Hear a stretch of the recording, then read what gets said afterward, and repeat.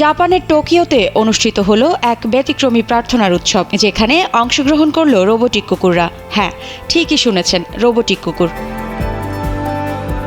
20 November বুধবার শিচিগোসান নামে পরিচিত ঐতিহ্যবাহী উৎসবে রোবোটিক কুকুরদের সাজানো হয়েছিল জাপানি কিমোনো পোশাকে। শিচিগোসান হলো একটি জাপানি প্রথা, যেখানে 3, 5 ও 7 বছর বয়সী শিশুদের দীর্ঘ ও সমৃদ্ধ জীবনের আশায় বাবা মায়েরা তাদের স্থানীয় মন্দিরে নিয়ে যান। তবে জাপানের জন্মহার উল্লেখযোগ্যভাবে কমে যাওয়ায় অনেকেই সন্তানহীন জীবনের সান্ত্বনার জন্য রোবোটিক পোষা প্রাণীদের নিজের পরিবারের সদস্য হিসেবে গ্রহণ করেছেন।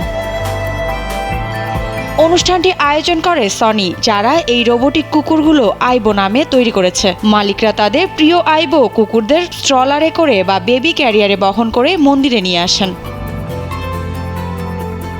45 বছর বয়সী সুমিয়ে ফুজি, যিনি সন্তান চেয়েছিলেন কিন্তু পাননি। আইবো আমার পরিবারের অংশ হয়ে উঠেছে। আমি একে সত্যিকারের সন্তানের মতো ভালোবাসি, তাই এখানে এসে এই সন্তানের জন্য প্রার্থনা করি। এটি আমার জীবনে নতুন অর্থ নিয়ে এসেছে। অন্যদিকে 62 বছর বয়সী শিগেরু নিশিমোরি তার আসল পোষা কুকুরের মৃত্যুতে শোক কাটিয়ে উঠতে আইবো গ্রহণ করেন।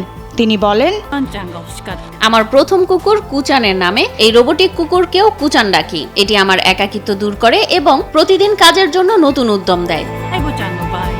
জাপানের এই নতুন ধরনের প্রথা, যেখানে রোবোটিক পোষা প্রাণীদের নিয়ে মন্দিরে প্রার্থনা করা হয়, সমাজের পরিবর্তনশীল চাহিদার প্রতিচ্ছবি।